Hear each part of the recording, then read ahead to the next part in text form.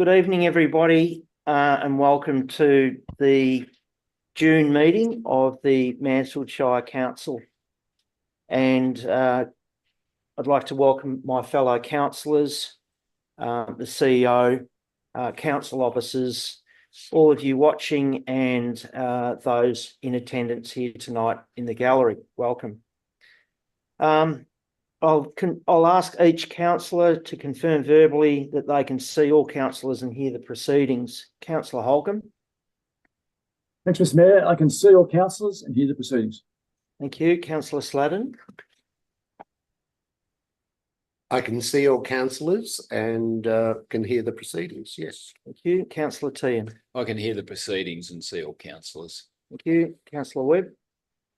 I can see all councillors and hear the proceedings. Thanks, Mr. Mayor. Thank you. Any apologies tonight, Madam CEO? No, we have no apologies, Mr. Mayor. The statement of commitment. As councillors of Mansfield Shire, we are committed to ensuring our behaviour meets the standards set by the Mansfield Shire Councillor Code of Conduct and Councillor Charter.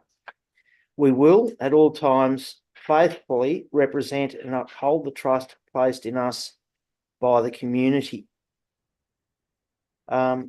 I'll ask each councillor to confirm their commitment. Councillor Holcomb. I confirm my commitment. Councillor Sladden.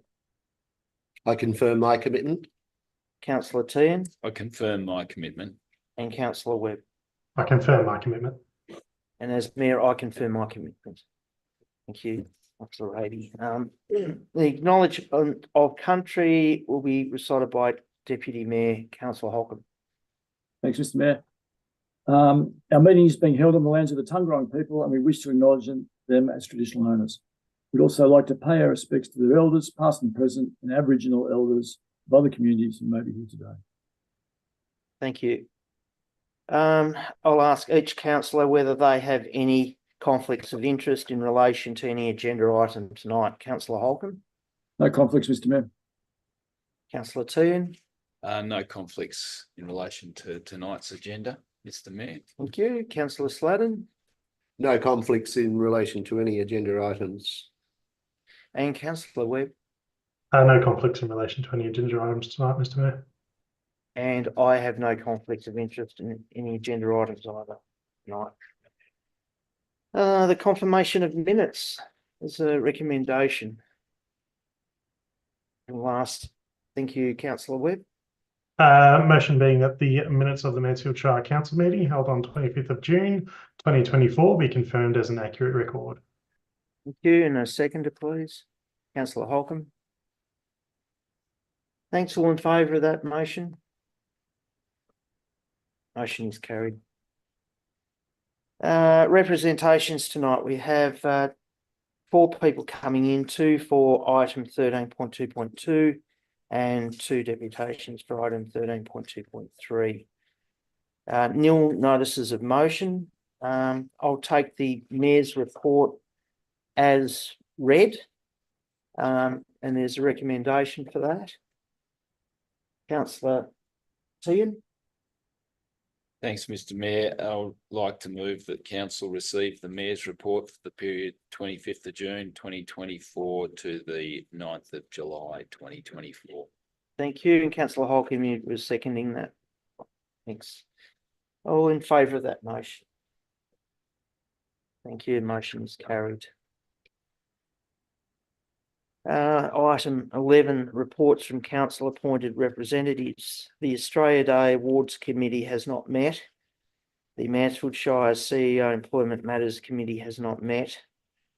The Goulburn Murray Climate Alliance, how's that looking, Ryan? Has not met. We'll meet again in Has not September. met.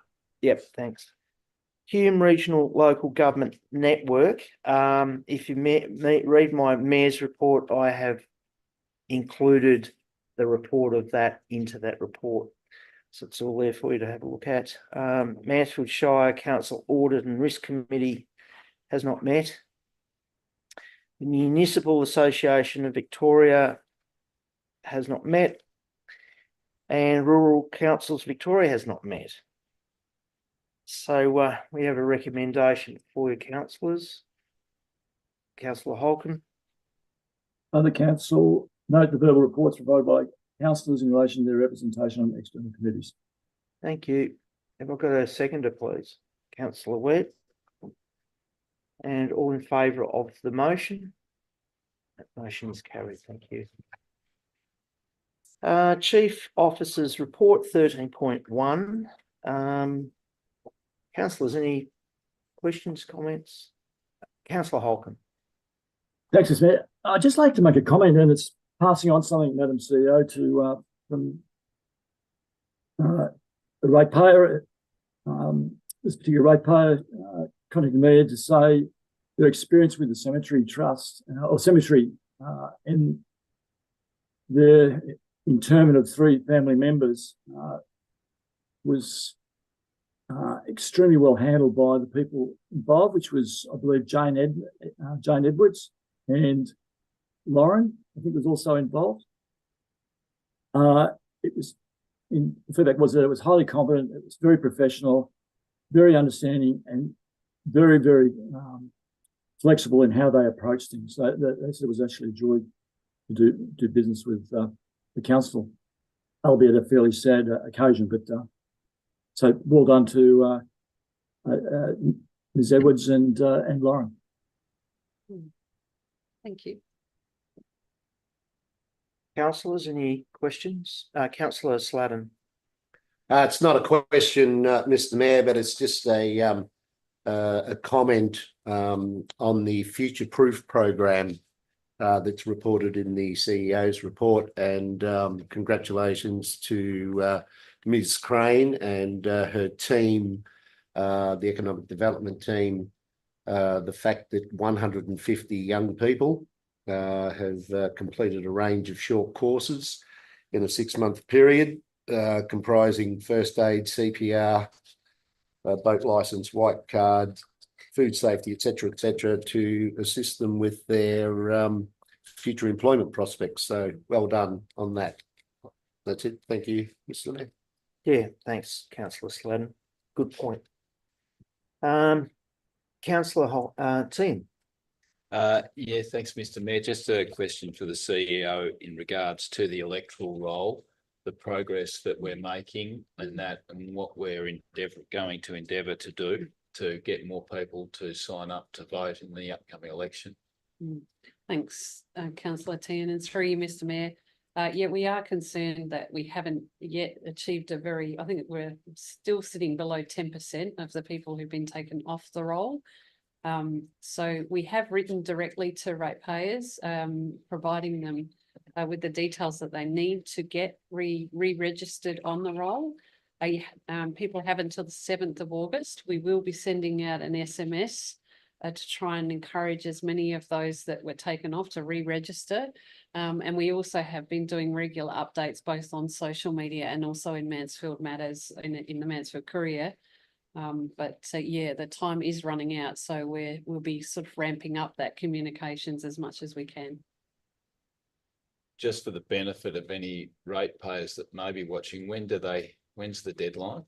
7th of August, through Ms. Mayor. So less than a month away. Yep, that's correct. Yep, under a month, only 3 weeks left.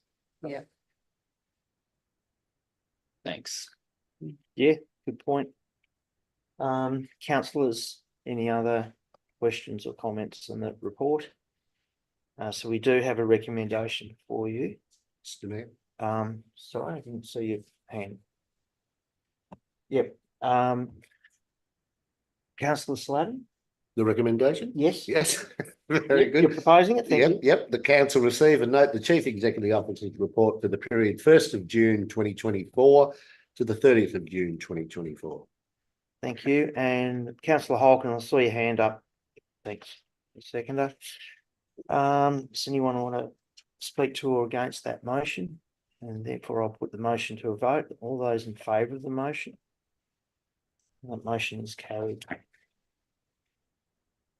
Item 13.2.1 is the property leasing and licensing policy. The responsible officer is the Manager of Planning and Environment, Mayor Belvanova. Good evening, Ms. Belvanova. Councillors, have you got any questions on the licensing policy? Councillor Holcomb. Thanks, Mr. Smith. Belvanova, just no, I'm fairly sure I understand this, but just for clarification, the rents are held for the duration of the term of the lease, aren't they? There's no market valuations that come into play during the term of the lease. Are they correct? Thank you, Mr. Mayor. Yeah, yes, that's Okay, so the only increase that applies in that period is the CPI. correct. Okay, thank you. Sorry, through you, Mr. Mayor, I might just add on to that. Unless a lease is allowing for a rent review, there is a rent review process at certain intervals in some leases. So, yeah, just to clarify that.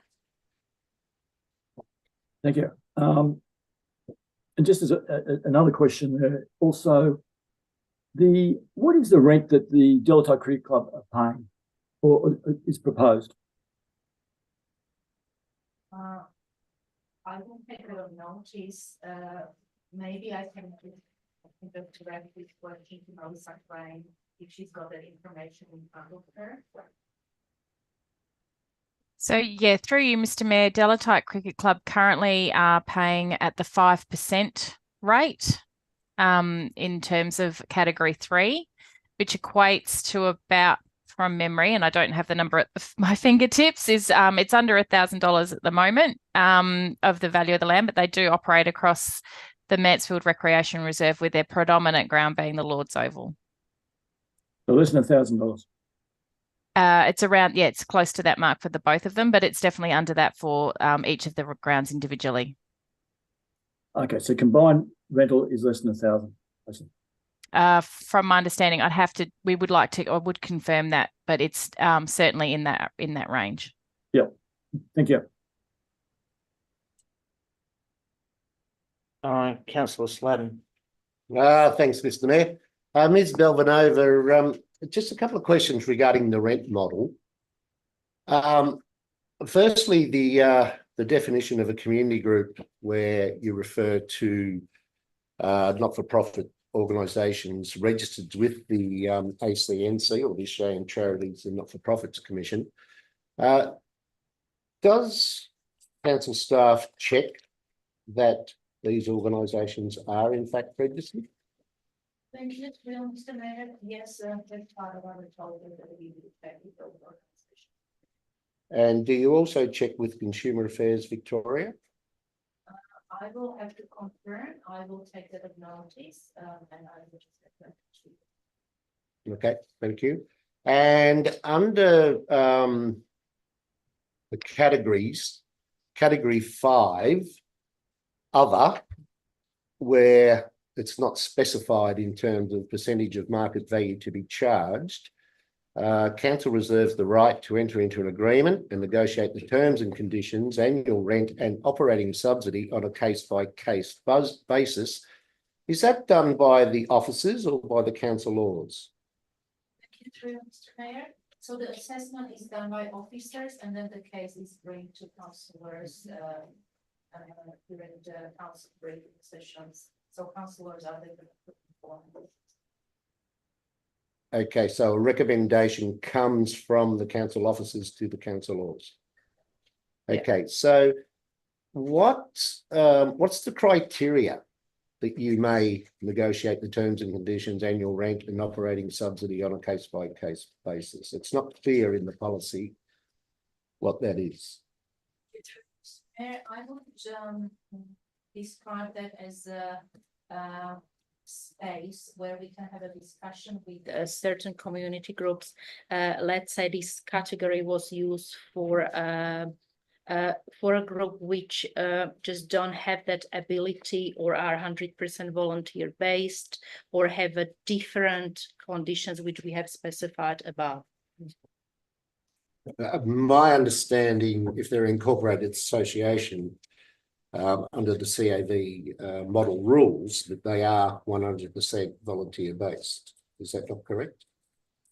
Thank you, Trio, Mr. Mayor. Yes, that's correct.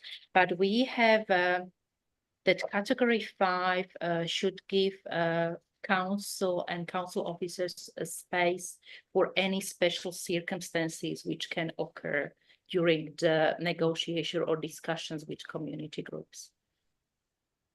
Thank you for that. There are a number of groups that I understand that, and there's a general category, if you like, or allocation of a peppercorn lease or a peppercorn rent.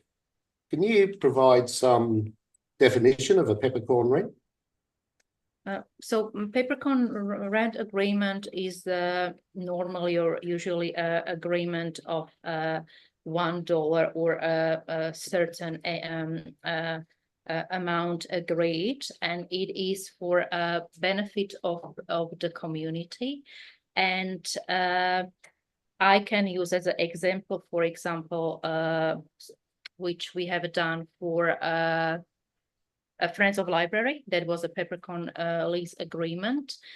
So that is for community group which provides services to our community, and as a return of it,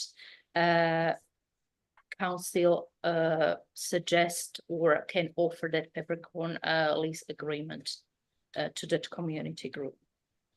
So with that example you've given, is that particular group incorporated association with Consumer Affairs Victoria? Friends of Library. Are you referring to category 5? No, I'm just asking, are they an incorporated association? I would have to take that on notice because I don't have that information. So the definition of community group, as per the policy, does state that a community group is a not-for-profit organisation registered with the ACE or the Australian Charities Not-for-Profits Commission. But thank you, Trio, Mr. Mayor. I would, in this case, in this specific case of peppercorn agreement, that would follow under category 5, where we don't have that requirement of a community group. If I'm right. That's why we have reserved that specific category 5 for circumstances like this. Right. Mr. Mayor, so to interject, just like to Oh say, yeah, sorry. Let me finish, please, Councillor Webb. Thank I you. just wanted to say, councillors, that they are a incorporated body. Having a look. Thanks. Thank you very much, Councillor Webb. And again, when it comes to, when you look at percentage of market value to be charged, does this policy take in consideration to the voluntary contribution made by these community and sporting groups? Thank you, Trio, Mr. Mayor. Yes, as part of each assessment, we do consider also contributions of each community group. So if you look at it, it varies between state and federal government in terms of the monetary value, the per hour monetary value of a community volunteer is anywhere between $24.09 and $46.62 per hour. The majority of these community groups, sporting clubs, are parents that are volunteers who put in thousands of hours in working bees, attending meetings, etc., etc. Does that monetary contribution not come into effect when it comes to determining the market value to be charged? Thank you, through Mr. Mayor. I would say that all contributions is definitely considered during that initial assessment. And I think council officers do their best to consider every contributions, and the final assessment has it included. Thank you very much. No further questions, Mr. Mayor. Thanks, councillor Sladen. Councillors, are there any other questions? And I must say, councillor Webb, thank you for helping us out there. Councillors, no other questions. Have we got a recommendation? Councillor Holcomb. Thanks, Mr. Mayor. The council endorsed the revised property leasing and licensing policy 2024. And who I have a seconder to that motion, councillor Webb. Councillor Holcomb moved the motion. Do you want to speak to the motion? Yeah, just briefly, Mr. Mayor. I'd like to thank Mr. Balvanova for putting this all together. This would have been a very difficult assignment, I think, to pull all this together across very different groups with different expectations, and to try and get some sort of common theme running through it that we can systematically apply going forward, I think has been an outstanding effort on your behalf.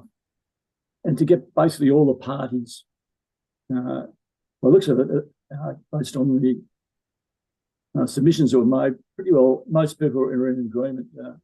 So that's a great result.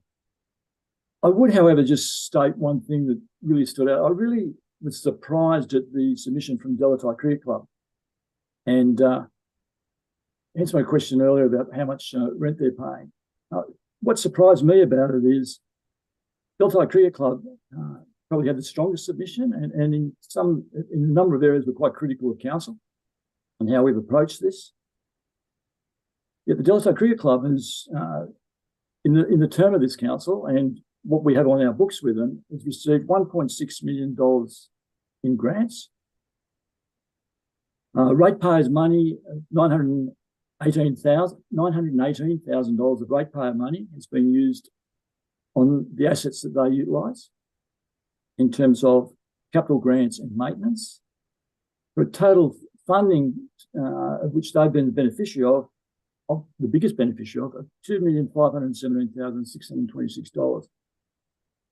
They've probably been beneficiary of more funds than all the other sporting groups in Mansfield together, I would suggest.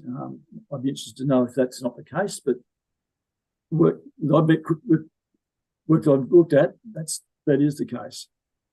And yet for them to be highly critical of the process and the result, and the fact that they're paying less than $1,000 in rent, I find a really difficult one to come to terms with. So I congratulate you on, Ms. Balvanova, on being able to navigate your way through those sort of discussions, and I'm sure many others. Thank you. Thanks, councillor Holcomb. Councillor Webb, you seconded the motion. Do you want to speak to the motion? No further comments. Thanks, Mr. Mayor. Does other councillor want to speak to the motion? Does any councillor want to speak against the motion? Councillor Sladen. Thank you, Mr. Mayor. Yes, I'd like to speak against the motion purely on the basis of equity. This is a very inequitable policy. It does not take into account, as per my questions to the council officer earlier, it does not take into account the amount of volunteer hours, which, as I said, if you equate that anywhere between $26 and $46 per hour, and that valuable contribution in terms of working bees, attending meetings, fundraising, etc.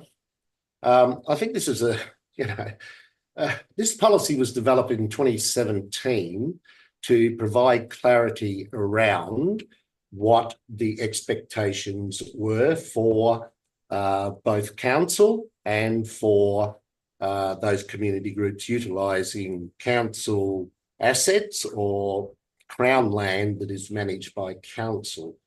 It was not there as a fundraiser for council. It's not an extra, it wasn't introduced as an extra source of income. And I think what we're looking at here is a grab, if you like. It's probably not the best word, but to get extra income for council. The contribution, not only in terms of monetary, etc., but if you look at our health and wellbeing, the municipal health and wellbeing plan, I believe this goes against some of the objectives of that plan, because these, particularly the sporting groups, are providing healthy activity and community engagement that wouldn't otherwise occur if they did not, as parents, band together to get these groups up and running. I'm also not happy with category 5, which seems to be at the whim of the council officer or council laws to determine who gets $1 and who gets, thousands of dollars of rent. So the equity issue is a real concern for me.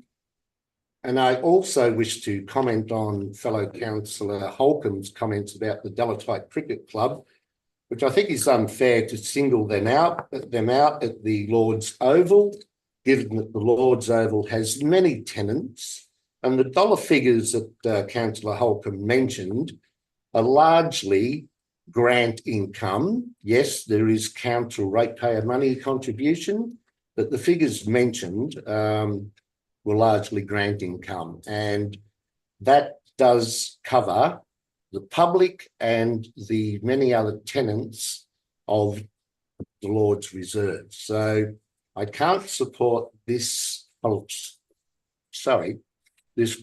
in its current form. Thank you, Mr. Mayor. Thank you, Councillor Sladen.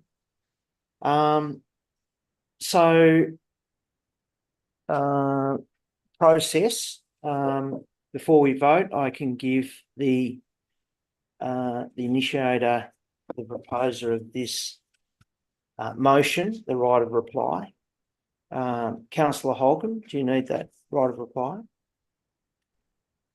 No, I'm fine. Thank you, Mr. Mayor. Okay. Well, I'll put the motion to a vote. All those in favour of the motion?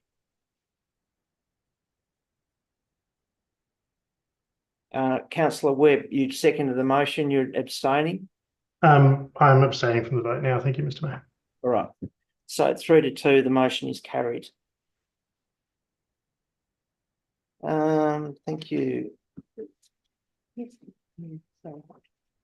Sorry? Say who's against. Yeah. No, did someone call for a division? You don't need to call for a division, but you do need to ask those against. Yeah. All right. So Councillor Webb was abstaining. Councillor Sladen voted against. Councillor Holcomb. Point of order, Mr. Mayor. You need to say those against the motion. I did say that, didn't I? No, you didn't. Oh, my apologies. That's all right. My apologies, Paul.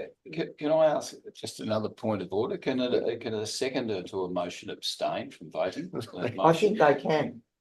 After the debate, it's possible Okay. because the opposing side has put forward an interesting argument, which I've taken on. Yeah. Okay. So But if he's abstaining from the vote, it's not 3-2 as you said. no, it's 3-1. Okay. All right, just so I've got to clarification get- on that. Getting back to it now. So those opposing the motion, Thank you, Mr. Mayor. my apologies, That's all Councillor right. Sladen. That's all right. So the motion is carried. Thank you. Item 3.2.2, road management plan and register of public roads. And I have two deputations. I have Marta Wakeling and Mr. Glenn Sutcliffe. Ms. Wakeling, you can go first if you like. Remind you just to state your name, and then you've got 3 minutes for your deputation. And the responsible managers are Sajida Sharma and Imad, who are here tonight. Thank you for coming in.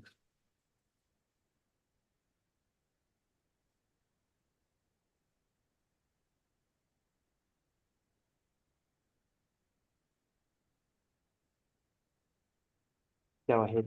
Good evening.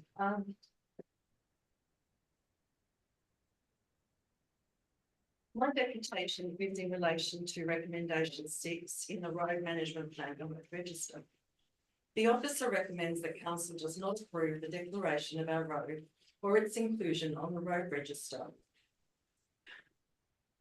because the road is not reasonably required for general public use, because all properties have alternative access from a road already on the register. This statement is incorrect. There is no alternative access to our southern paddocks. Our rear southern paddocks can only be accessed from the Old Harper Road.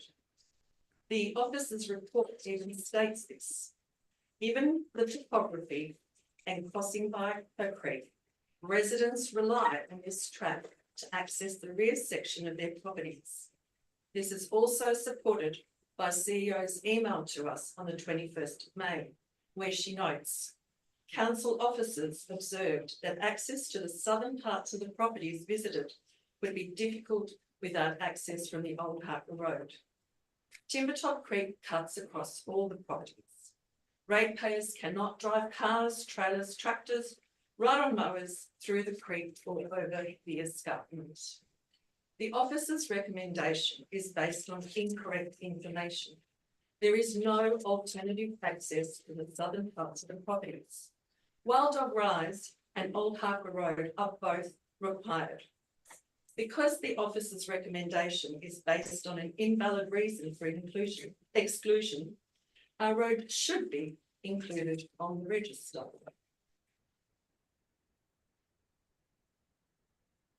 Our road is a 1,200 metre limited access road. It would require maintenance grading every 2 years. Council crew currently grade a Lovex Lane, which is the nearby road, and it's longer than ours, and it just takes them 1 day. So adding our road to the register would mean 1 day of work every 2 years to keep it in usable order. This would result in a graded fuel reduction corridor road, which forms part of Shire's fire management plan, and result in all of Shire's 28 fuel corridors being listed on the road register. Ours is the only road currently not on it. It would also mean that the general public who reasonably require use of this road would be able to continue to do so. This includes CFA and FFM for fire prevention works, Mansfield Shire Rangers for call-outs about illegal harvesting of timber, Geelong Grammar School for their school running program, Timbertop staff for recreational runs and exercising their pets, farmers and residents to check on their own or registered stock, tourism businesses such as Watson's Trail Rides and Buckle Up Bush Rides for their horse rides to Mount Timbertop, Mansfield Shire Tourism Northeast for their gravel bike tracks and trails which use the road. So as you can see, the Old Harper Road is reasonably required for a range of public uses which benefit local businesses, the school, the Shire, farmers and tourism. And because there is no alternative access to the southern part of existing properties, this road should be included on the register. Thanks, Ms. Wakeling. Thank you. Councillors, have you got any questions for Ms. Wakeling? Right, thanks, Ms. Wakeling. Next deputation is from Mr. Sutcliffe. Welcome, Mr. Sutcliffe. Just state your name and then you get 3 minutes. My name is Glenn Sutcliffe. Thank you, Mr. Mayor, councillors. Personally, I've got no decision, no preference which way you make your decision on this, but just a little bit of history on that track. The mill put in the new track in the early 1960s, which is now the Harrow track. And since 1975, I've been travelling up there probably 15 to 20 times a year, hunting and fishing and camping in the Harrow and the Upper Jamison areas.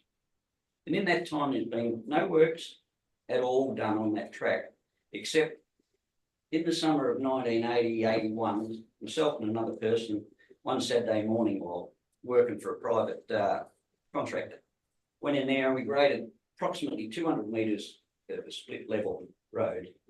So as a horse and gig could go along top level and vehicle could go along the bottom level with cameras taking film of this, and that was for the first man from the Snowy River, which came out in 1982.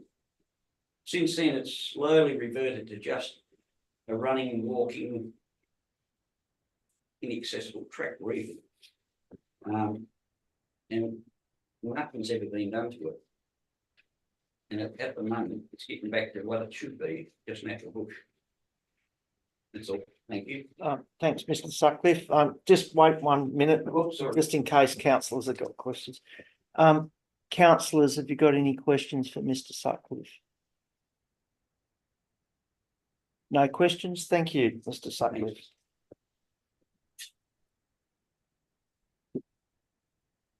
Just cancel my timer, or I should go off.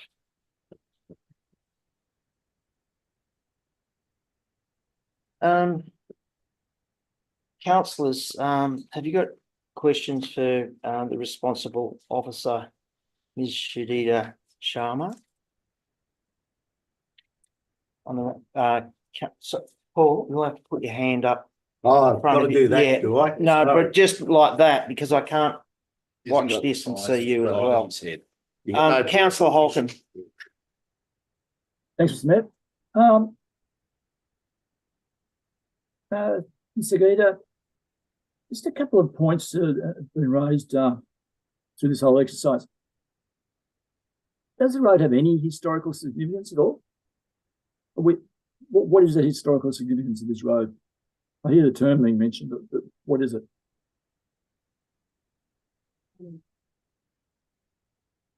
For you, Mr. Mayor, historical significance of the Hakwa track. Yes. So what happened was back in 1960s, the new road of Hakwa track, which is now maintained by council, that was put up by the logging industry. And the unnamed track that goes off Hakwa track was not in use. The unnamed track does exist largely in a government road reserve. And yeah, logging industry created the Hakwa track and it's maintained by council. Okay, so we don't have any record anywhere else of what this supposedly historical significance is. No, not in our record. Okay. Is there any record at all of it ever being on the road register? Not actually, because according to the Road Management Act 2004, every council in Victoria was supposed to have a register of public roads. And we have our register of public roads in 2006, and we went through the register and we could not find any unnamed track in that vicinity or even in the road register. But all the residents on Wild Dog Rise, they all have access to a registered road, don't they? Yes, through you, Mr. Mayor. Yes, all of the properties in Wild Dog Road, they have got access from Wild Dog Road. So the argument about not having a southern access, that's no different to a lot of other properties where there's only got one access to a road. That's no different, is it, to the many properties in Mansfield? Yep. Okay, there's no exception there. Yep. Yep. Thank you. Thanks, councillor Holcomb. Councillors, questions? Councillor Sladden. Thanks, Mayor. Just a question in regarding to the comment that Ms. Wakeling made, that the recommendation, and I've done a search for it, the recommendation or the officer's report mentions that there is no alternate access to the southern end. I can't find any reference to the southern end. Is there any reference to the southern end in your report? We Yeah, it's an alternative access. That's what we have said. Yeah, in but our I can't assessment. see, Yeah. yeah, I mean, Ms. Wakeling said that it was factually incorrect because the report says there's no alternate to the southern end. So the recommendation that the council made is. I'm sorry, Oh, sorry, Miss Wakeling, Oh, sorry. no, I- you're in I you're in the apologise. gallery. I apologise. Thanks very much. Councillor Holcomb, you've got a question. This Councillor Sladen, I apologise. You got a question? I'm waiting for an answer. Yes. Yeah, okay. So you were saying in the recommendation or in the report? Well, in the report, I can't see. Yeah, we have mentioned it as an alternative access, not to Through you, Mr. Mayor, if I may. Thank you. Yep.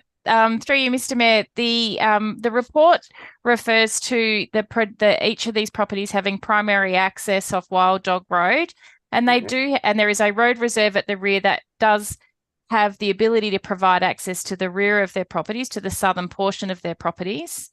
Ms. Wakeling appears to assert that that there's something factually incorrect in the report. That's not necessarily how council officers feel that is the case. We do believe that what's written in the report is true and correct. And further to that regardless of whether or not there's a made road, then the fact that there's a road reserve affords them right of carriageway. They're allowed to walk or drive along that track in whatever form it's in without being obstructed. That's fine. We're not stopping them from using that for walking or running, as Mr. Sutcliffe spoke about. It's just that the recommendation for officers is about whether or not we would want to take this road on and upgrade it to the point where it would be on our road register. So they still have that legal access at the rear.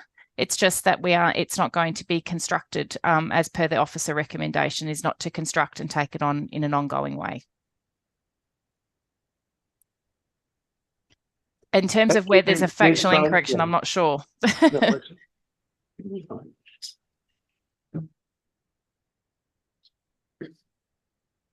In the report. Thank you. Yeah. No further questions. Thanks, Councillor Sladen. Councillors, you got any other questions?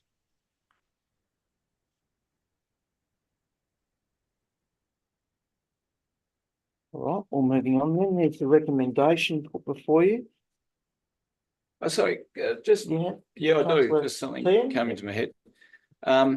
Should someone want to, this might be for Ms. Crane perhaps, or sorry, maybe Mr. Jeter, should someone want to put in a planning application for a dwelling on the southern side of the creek of those Wild Dog Road blocks, what would be the process then for them?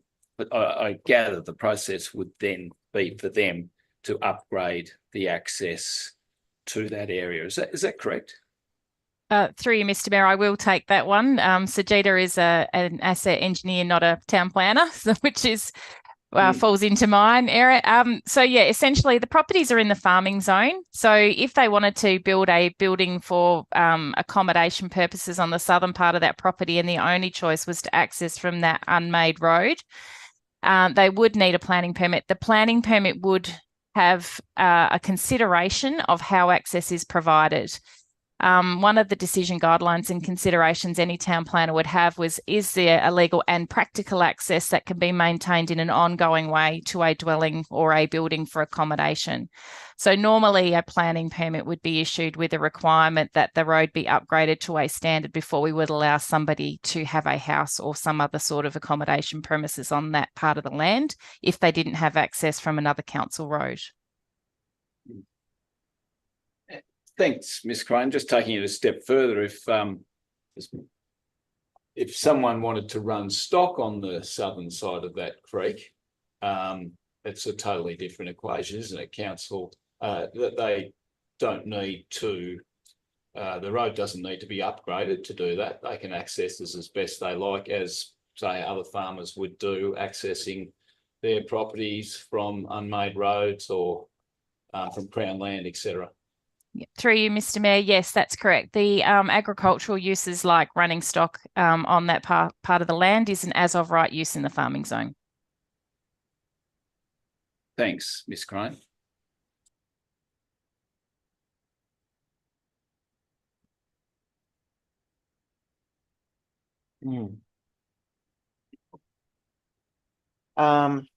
Councillors, are there any more questions? Councillor Sladden. Thanks, Mr. Mayor. It's not in relation to Wild Dog Road, well, that one, but are we going to discuss Fern Street, Barwhite, or? Yeah, we're discussing everything. All right, sorry, I thought Yeah. you were going straight to a motion. No. We're discussing whatever you want to discuss. It's the whole the management plan is there for discussion.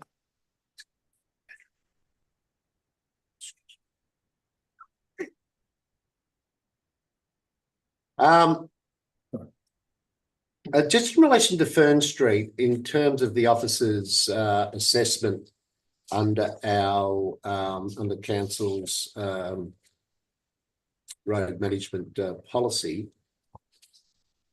reading through the assessment, it appears that the requirements, whether they're mandatory or non-mandatory, does not necessarily satisfy all of those requirements, yet the recommendation is to include it on the register. Could I have some further explanation on that, please? For you, Mr. Mayor, out of the mandatory recommendation, basically we just make sure that the mandatory criteria is met.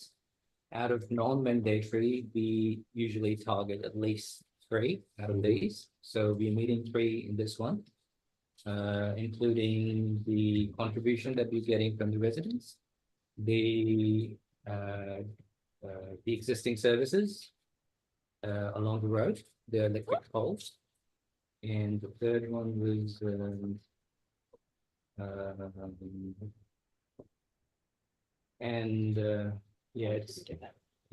there's no alternative access to those properties. These are the only access to those properties through this road. So there are at least 3 minutes. Yes. Okay, so as part of the assessment, we do take into account the road reserve. Is that correct? Yes. Yes. Okay, thank you for clarifying that. Thank you. No further questions. Thanks, Councillor Sladden. Councillor Holcomb, you had your hand up, I believe. Yeah, can you Guijo, just tell me what the fundamental difference is between these 2 applications and why we're approving one and why the motion is to approve one and not the other? Why the recommendation is to approve one, not the other? Sorry, Ms. Crane, sorry.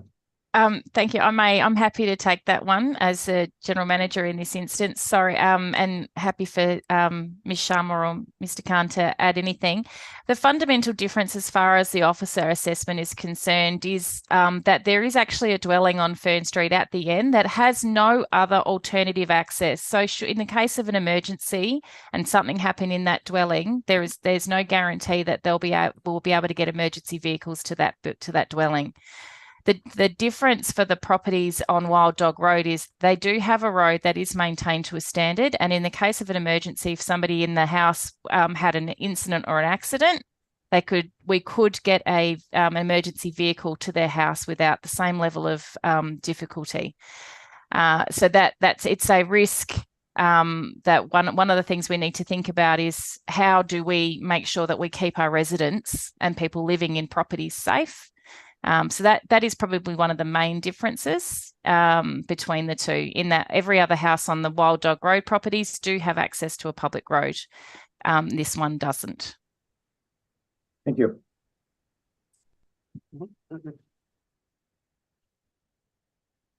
Councillor Tim. Thanks, Mr. Mayor. This is probably more of a comment than a question, but you may want to comment. In the maintenance schedules on the roads of the Shire, there is a schedule of how often they're graded. and collector roads are graded once a year, and level 3 access roads greater than 50 light traffic vehicles per day are graded once per grading season. The thing that stood out to me was the low traffic, less than 50 light vehicles a day were graded once every 2 years. When I saw this, I was a bit alarmed, and I don't want to go back to the old days of where our roads are only definitely graded every 2 years if they've got a certain label on them. But can you just run me through, if these roads that are less than 50 light vehicles per day do come in disrepair, how council will be able to identify that these roads do need grading on an annual basis or more, depending on their condition? So through you, Mr. Mayor. So this frequency for grading is bare minimum, and it does not mean if it needs grading, it will not be graded. And the inspection frequency is more frequent than the actual frequency mentioned here for the grading. So the inspections will be done anyway, and if it says required to be graded, it will be graded.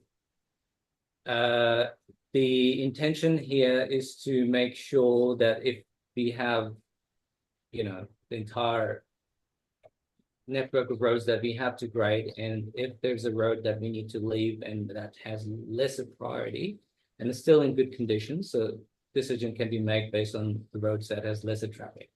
The reason we have written light vehicles here is because if a road has heavy vehicles, it will probably get more deteriorated, and it will have priority to be graded again.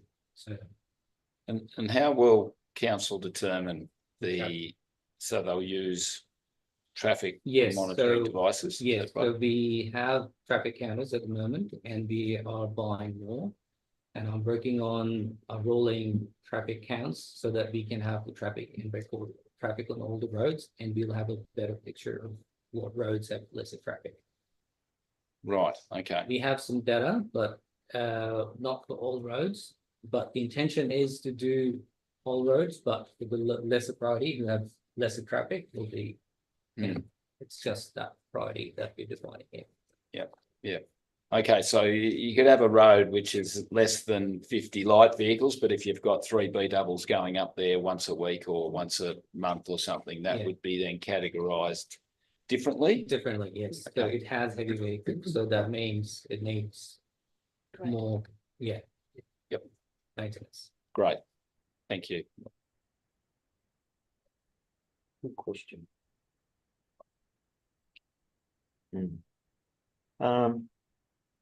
Councillors, the road management plan is in its entirety open at the moment for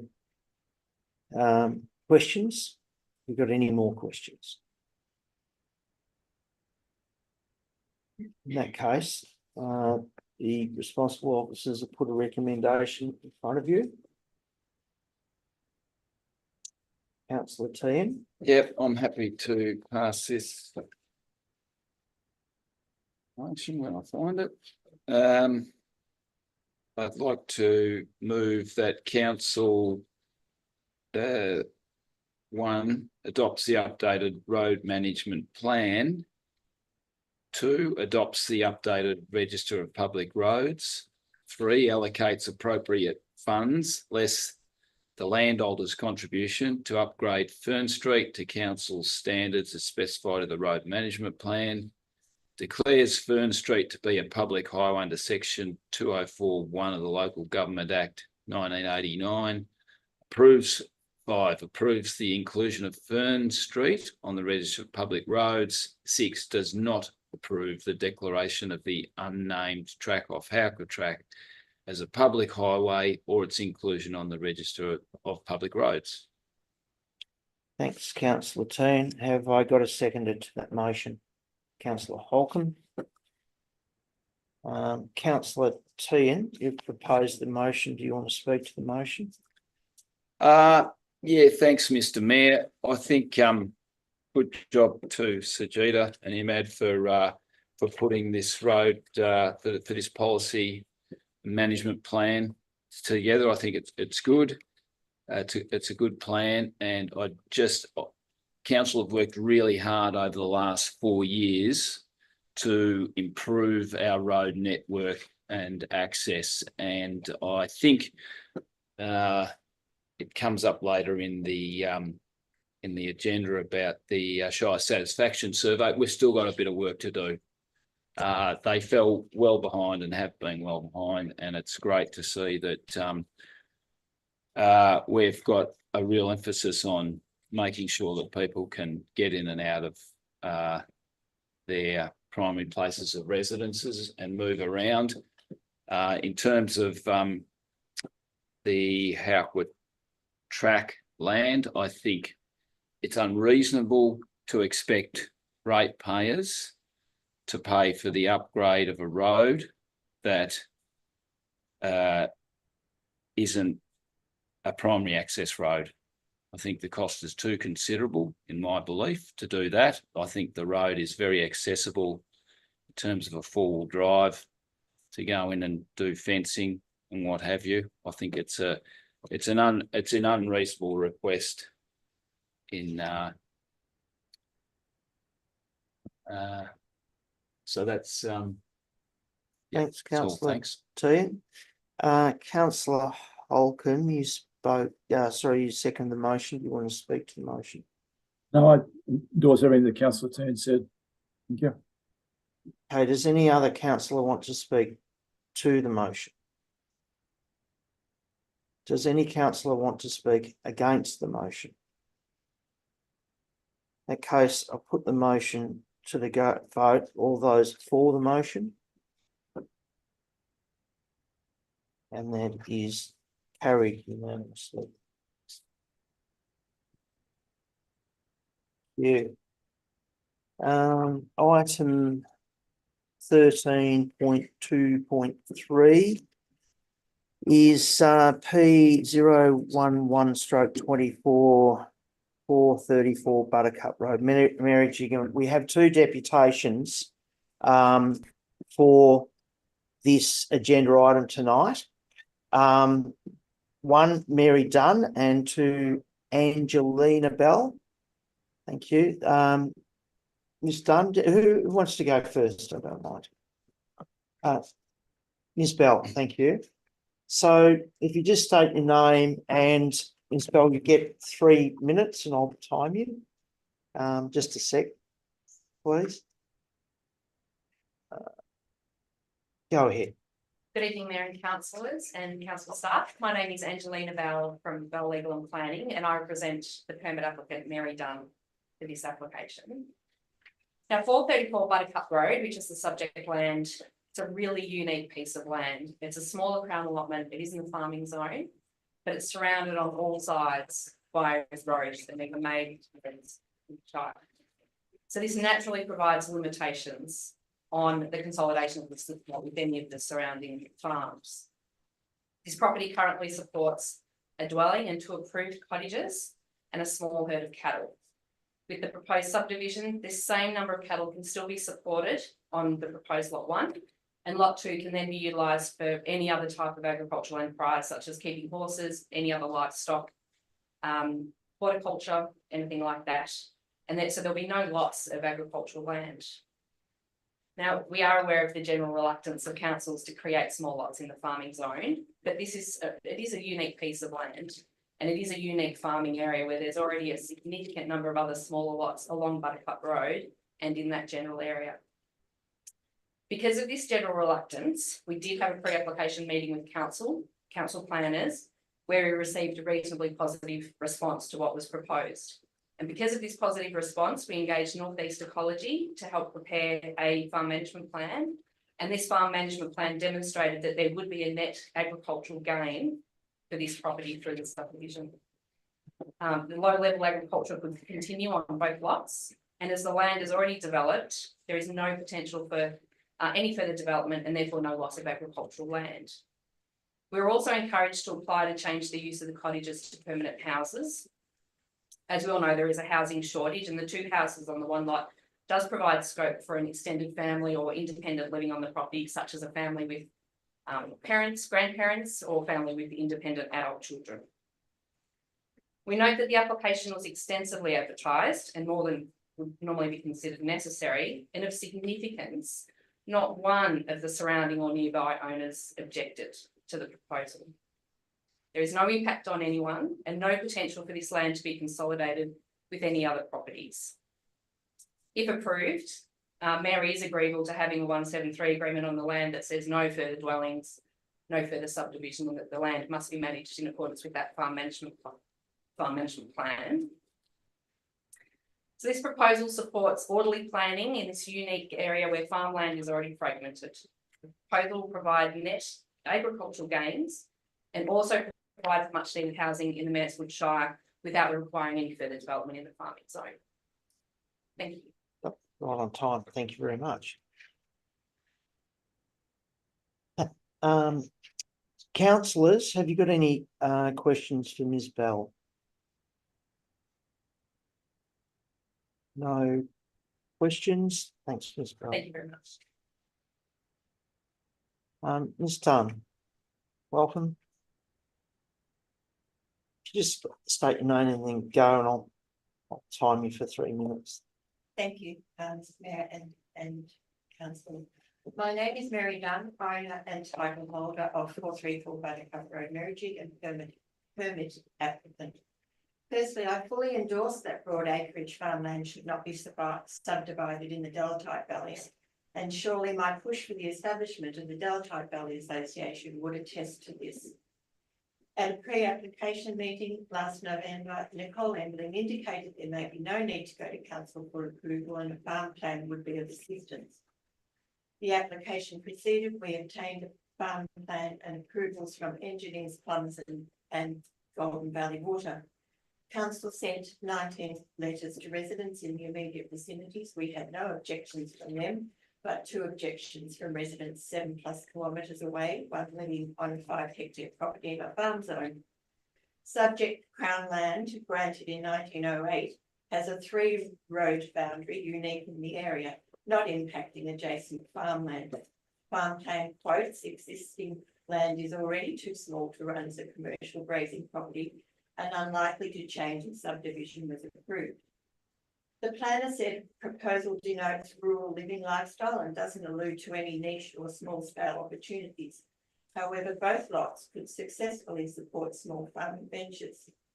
The planner stated loss of land with a proposed dam, but we have a bore and spring-fed dam that services the entire property. I believe the proposal does fit within a marginal rural area, as there are 26 similar sized properties, so-called legacy approvals, within a radius of 3 to 4 kilometres. A precedent for this small subdivision. There was a housing approval given in the last 5 years on the opposite corner on a 15-acre property. Planner says existing use is tourism B&B. Since COVID, cottages are on an annual lease, first requested by a woman whose marriage failed, and she requested this. Now led to a high school teacher, tradie partner, and timber top employee. There are only 1 to 2 residents in each cottage, contrary to the planner who suggests a subdivision would increase the number of permanent residents.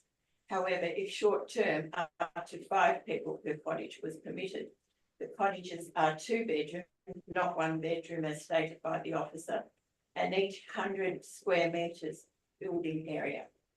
Mansfield Shire currently is desperate for rental properties, has overabundance of Airbnbs, and most tourists are day trippers not requiring accommodation. My website comments stand. The website still exists if required. Planner said there were no other small properties that had 2 permanent houses. However, 271 Buttercup Road has 2 permanent properties, 2 permanent houses. We've got much to go, Mary. We've got no, not much to okay. say. Okay. Planner initially incorrectly claimed we had water courses traversing the property. We have none. in a draft briefing to council this application. The details were based on a report presented to council in September 23, referring to a 2-lot re-subdivision proposal at 600 August Road, Mansfield, not our property. I note the many inaccuracies in response from the planning department and further displayed last week with a letter from an email that stated we were on Davies Road, Merrijig. This has been unprofessional and a poor reflection of Mansfield Shire. There will be no loss of agricultural land, no new residential area, merely a new title boundary. Nothing changes. The current site will have no alteration to its visual impact in the area. It is not broadacre agricultural land. Thank you. Thanks, Ms. Dunn. Councillors, are there any questions for Ms. Dunn?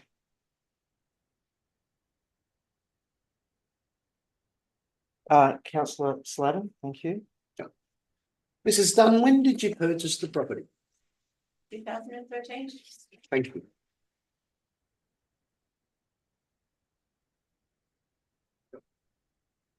No other questions, councillors? No, sorry. Sorry. One question. It's done. Just when you purchased the property, did that come with any planning overlays or constraints with that? No.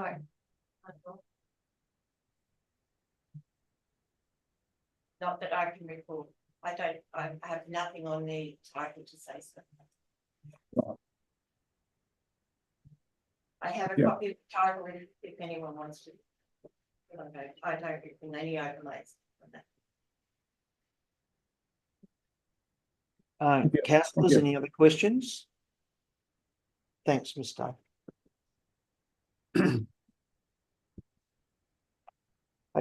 Councillors, questions to the responsible officer, which is Embling. Councillor Sladen. Thanks, Mayor. Ms. Embling, Ms. Bell made a comment or an offer of entering into a Section 173 agreement. Can I just ask your response to that? Certainly, through you, Mr. Mayor.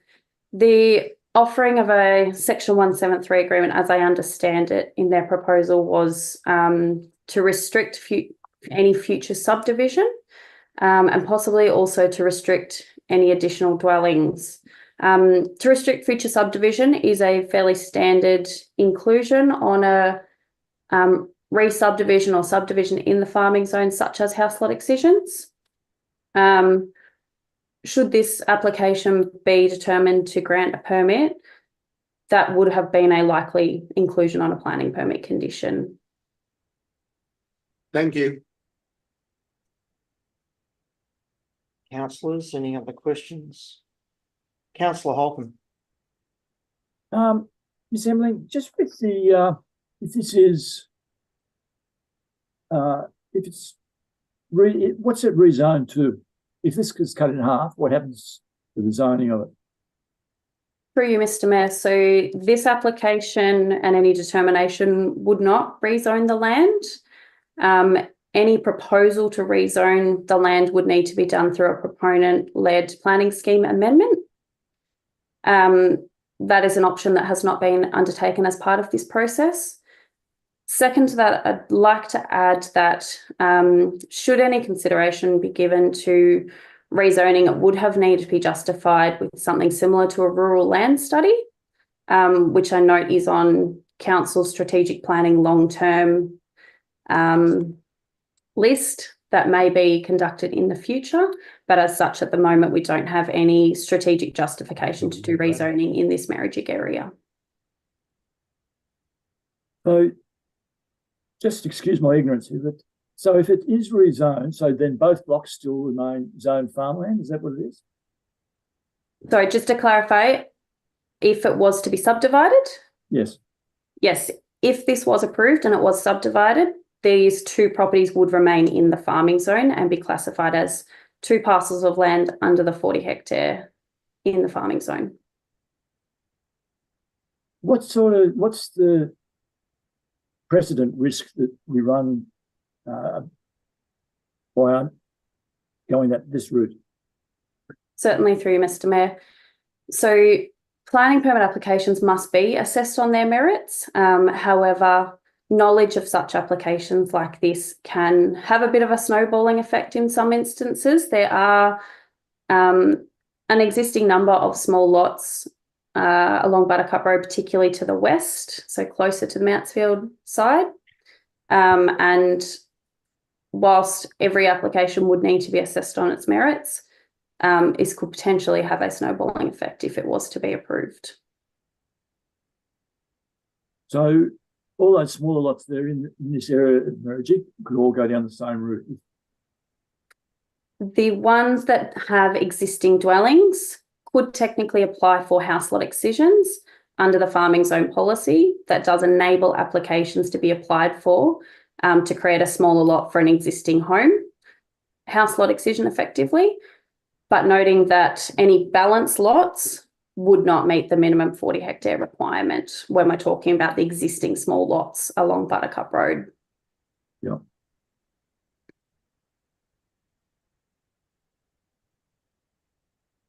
So again, this is just my ignorance, so I'm sorry for so then does that so we are creating a precedent, then if this is then zoned, then it leaves a wide open zone, sorry, is then split in two, then we leave it wide open for all these other blocks to do exactly the same. Is that correct?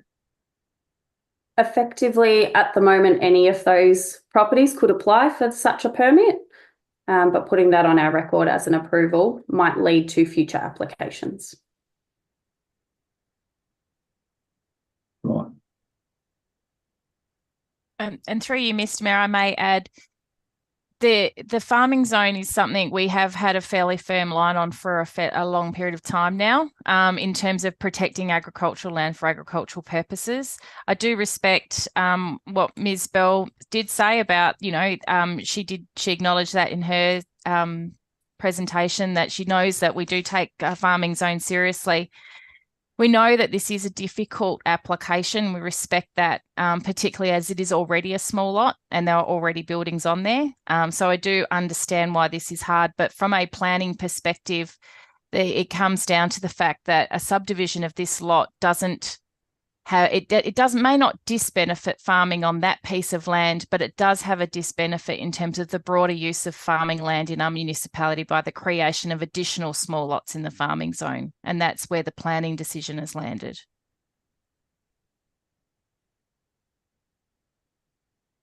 Yeah. Councillor Holcomb, have you got anything more? No, Mr. Mayor. Thank you. Councillor Tehan, do you have a question? Yeah, just Miss Embling, there was a couple of objectors. Did council work with the planning department, work with the objectors to try and resolve their issues, and what happened there? Through you, Mr. Mayor. So we did receive 2 objections to the application, and my apologies, I believe it was Miss Bell referenced that the objections did not come from nearby residents. They were related to general farming zone concerns and some concerns about the environmental significance overlay and subdivision in the farming zone in general. As part of our standard application process, copies of those objections were provided to the applicant, who in turn provided a written response.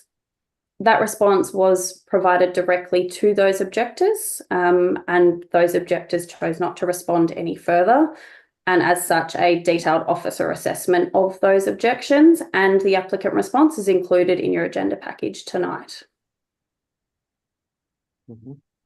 Yep. Thanks. The significant landscape overlay, what impact does that have on this application? Through you, Mr. Mayor, the significant landscape overlay does not have a planning permit trigger for subdivision, and as such, it was not assessed as part of the application. Thank you.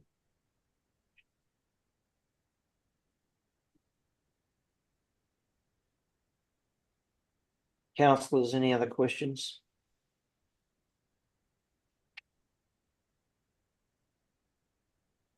I've got one. Ms Embling, on page 32, change of use, so the proposed change of use relates to only to the 2 existing cottages, which are proposed to become permanent dwellings. Who's proposing them to become permanent dwellings?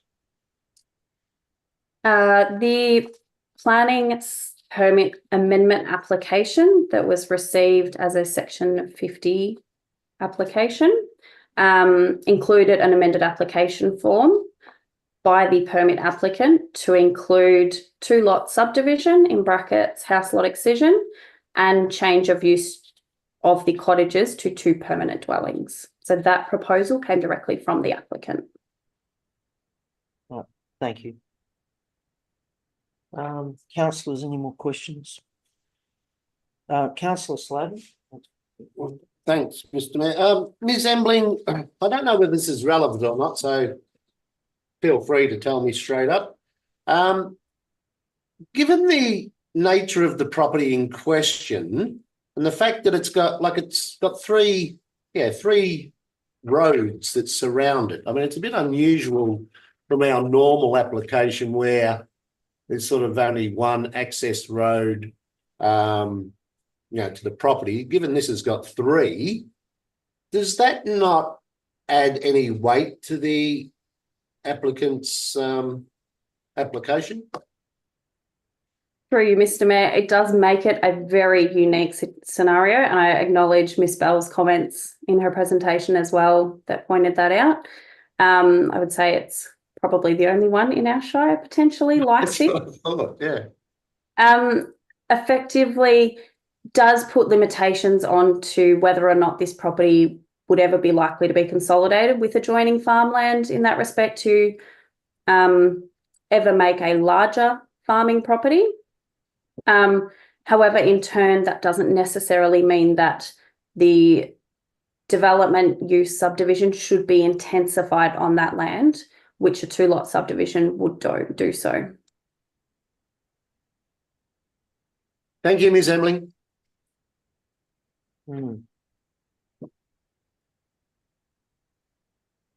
Councillor Holcomb.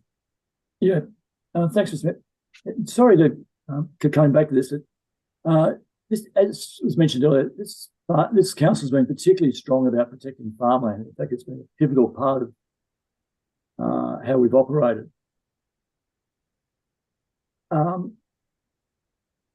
If this goes through, can you just does it mean we could then there's the chance, and I'm getting back to what I asked before, I think, but the chances of, or the success rate of all the others coming behind, or a lot of people coming behind it, we'd have no real argument for. Is that correct? Through you, Mr. Mayor, like I said earlier, each application would be assessed on its merits, and I would be quite confident in the fact that we would likely push against any applications that didn't have a very firm grounding and justification for wanting subdivision of existing houses in the farming zone. Just to explain that there are some instances in the past and potentially going forward where we might approve such a thing that is grounded with a really strong farm management plan that proved that the separation of a house from farming land gained agricultural productivity. Given the existing land use along Buttercup Road in general, most of those small lots, as I understand, are largely lifestyle properties and not typically used for a lot of productive agriculture. It's likely that we wouldn't be supporting those kind of applications in that vicinity. But again, getting back to how could we justify not supporting them when we're supporting this one? It will always come back to the fact that each application needs to be assessed on its merits against the relevant planning scheme policies. And our planning scheme is actually quite firm on the farming zone, and we do have additional local policies at clause 14.01 for agriculture that protects farming. And, you know, beyond these small properties along Buttercup Road, there are large farming allotments that are being productive. And through you, Mr. Mayor, I may add that in my experience as a town planner, as much as the recommendations may remain firm, if council decisions don't do land in a different direction, they do create some. They do get used in VCAT. So in those VCAT instances, precedents that are set at council level can often be used in that instance. Obviously, there's VCAT precedent both ways in relation to supporting and not supporting subdivisions in farming zones. So, but if a council is to make different decisions, it is likely to have an impact when you're under that review process. Right. Okay.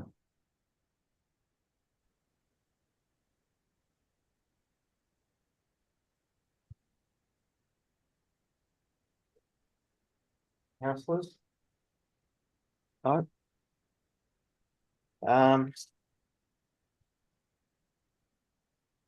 Any more questions?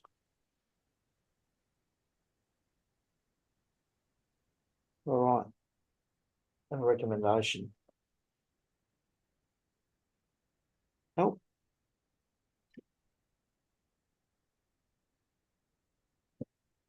There is a recommendation, and if we don't have a proposer or a seconder, that will lapse. Councillor Webb. Thank you, Mr. Mayor. I will move the motion as recommended on tonight's agenda, page 35 through to 36 as written. Thank you. Okay. Have I got a seconder for that motion?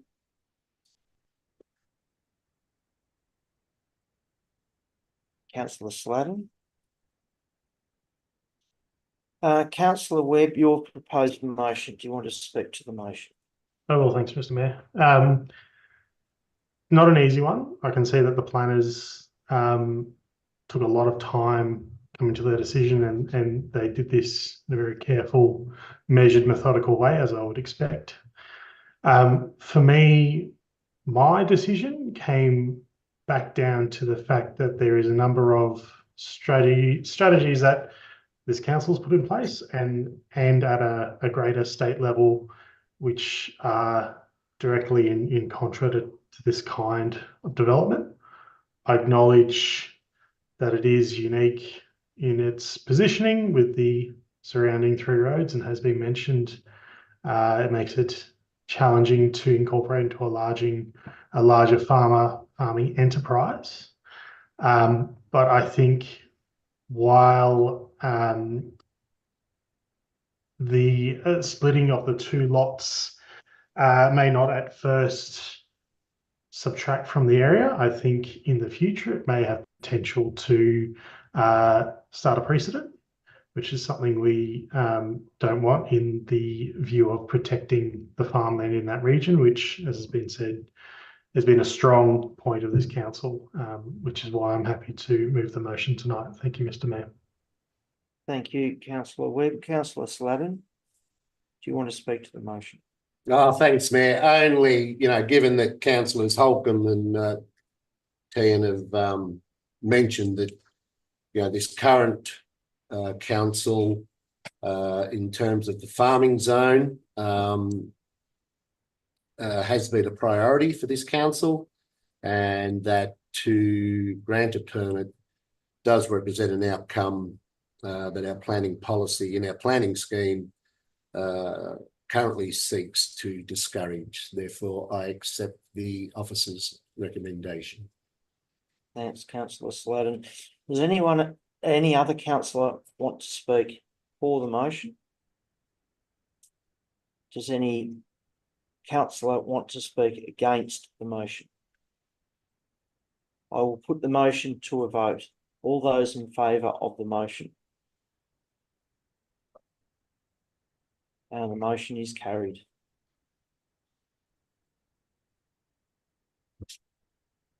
Right, so item 13.3.1 is the Equal Opportunity and Human Rights Policy. I should thank all the deputations for coming in tonight. No, it's cold out there and dark, but thank you for coming in and sharing your views with us tonight. Thank you. Thank you. Right, 13.3.1 Equal Opportunity and Human Rights Policy. The responsible officer is Jeanette Schneider, but I believe we will be having I'll take that with me. the CEO to take that, and so Jeanette's not feeling well. So councillors, have we got questions for CEO on this policy?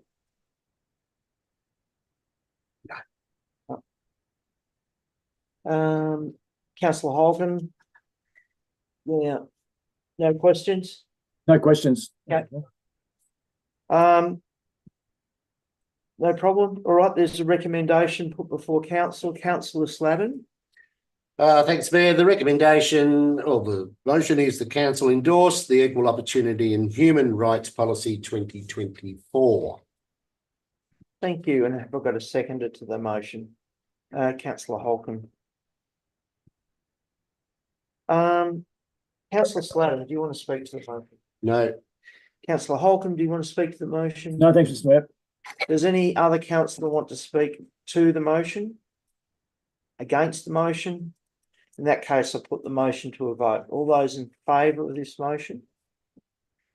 The motion is carried. Thanks for filling in, Madam CEO. 13.3.2, the Local Government Community Satisfaction Survey 2024.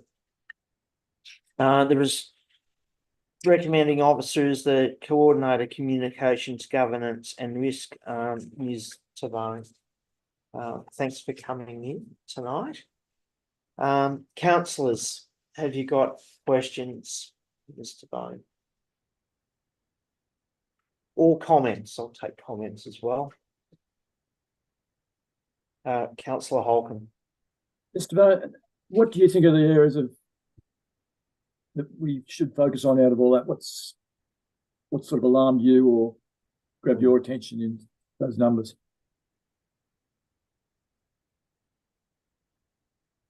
Through you, Good or bad? Good or bad? Good or bad? Through you, Mr. Mayor, I will refer to the report provided in the agenda, which has a really comprehensive statistical analysis of council's key focus areas.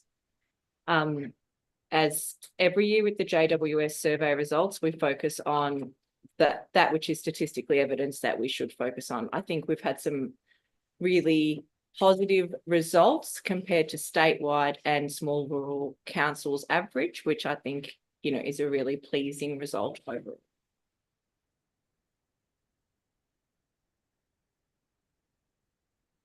Thank you.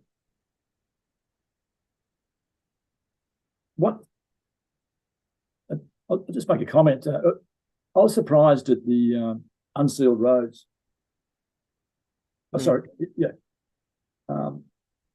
That it wasn't where we thought it would be. Or am I reading that correctly? Through you, Mr. Mayor. The important thing to remember about these results is that they are a result of significant population growth over the preceding years. There are high expectations from people moving, in particular from metropolitan areas, which have a much smaller kilometre of road to maintain and a higher rate base. So our population has not only grown, but it's changed, and with that changing expectations, do account for a significant amount of these results regarding unsealed roads.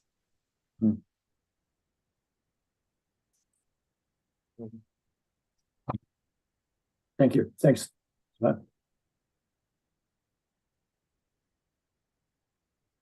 Councillors, any other questions?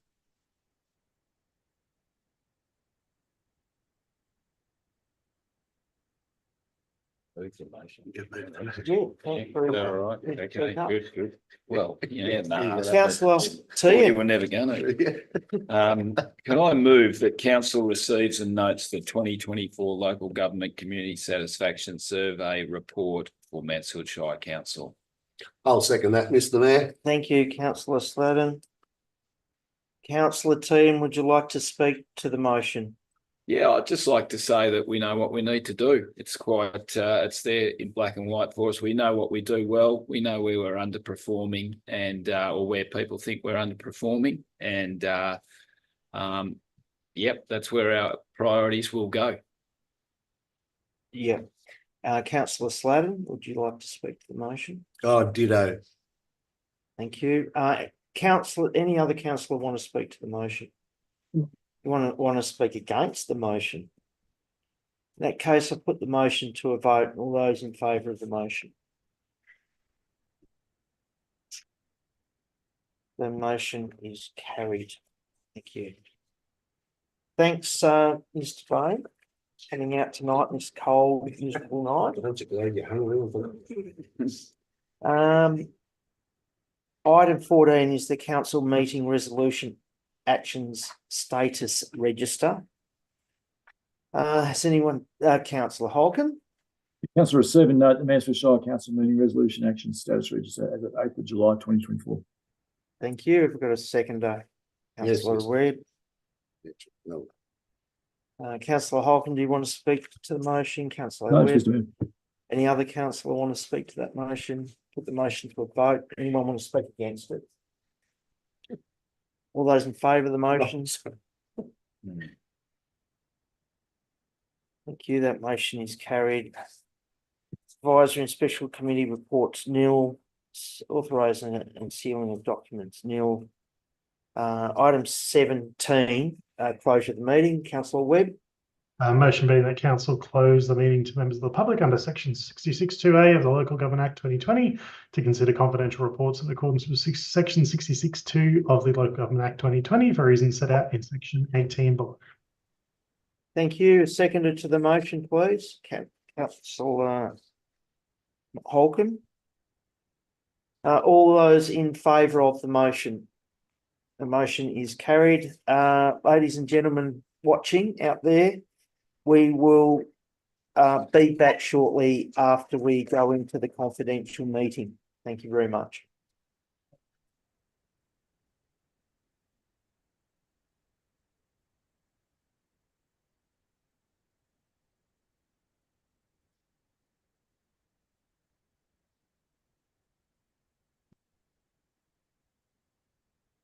Meeting here. We hit leave meeting. No. We wait for an invite. By the invite. Thank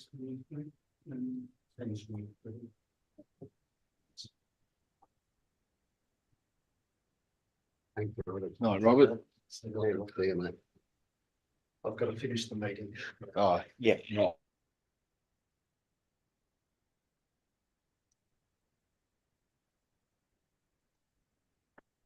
What's going on here?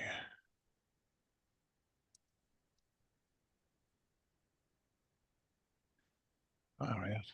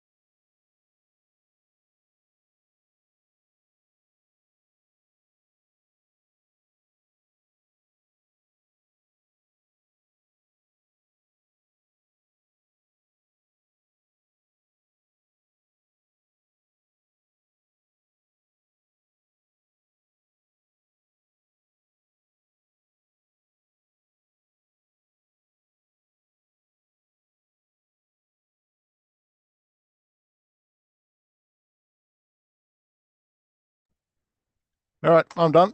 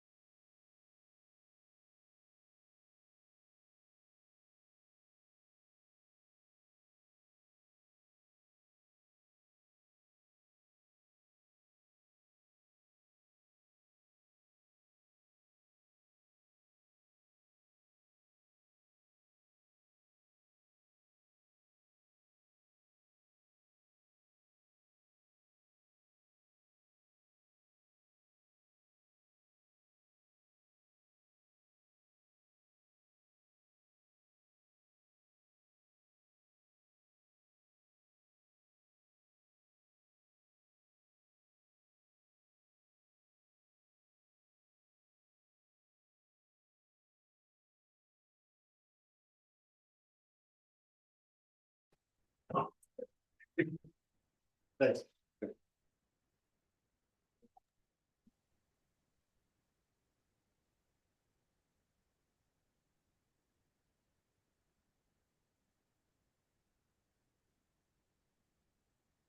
It's not for the 2 years with the vanilla. That's provided.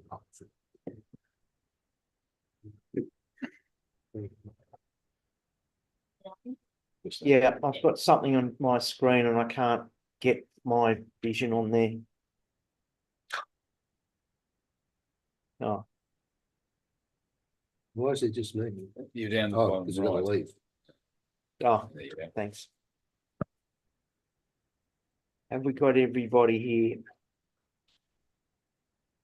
Yep, 1, 2, 3, 4, 5 councillors. Thanks everyone for your patience while we're in the confidential meeting.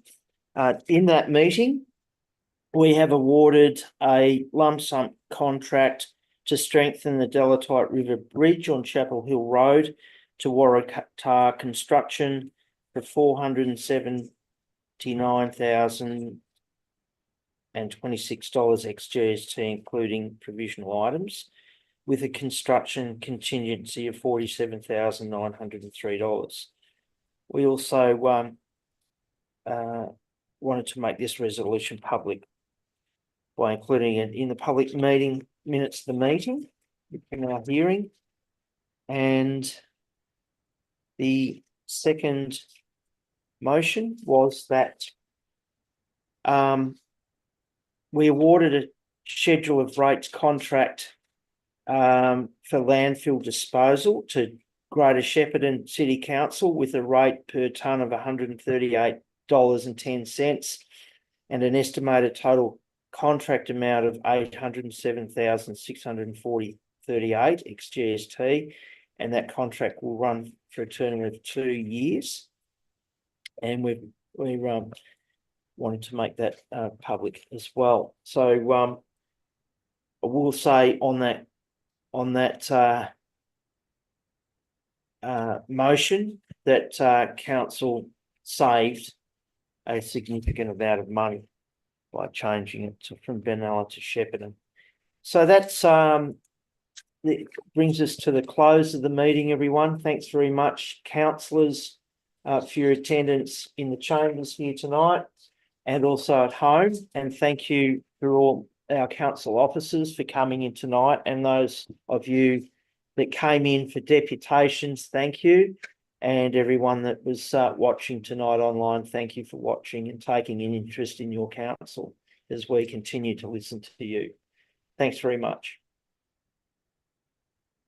Right.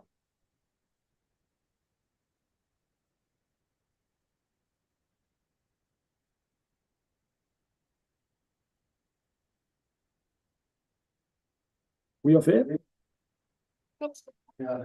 We are now. Right now. Kirsty, are you still there? Yeah, she's right here next to me.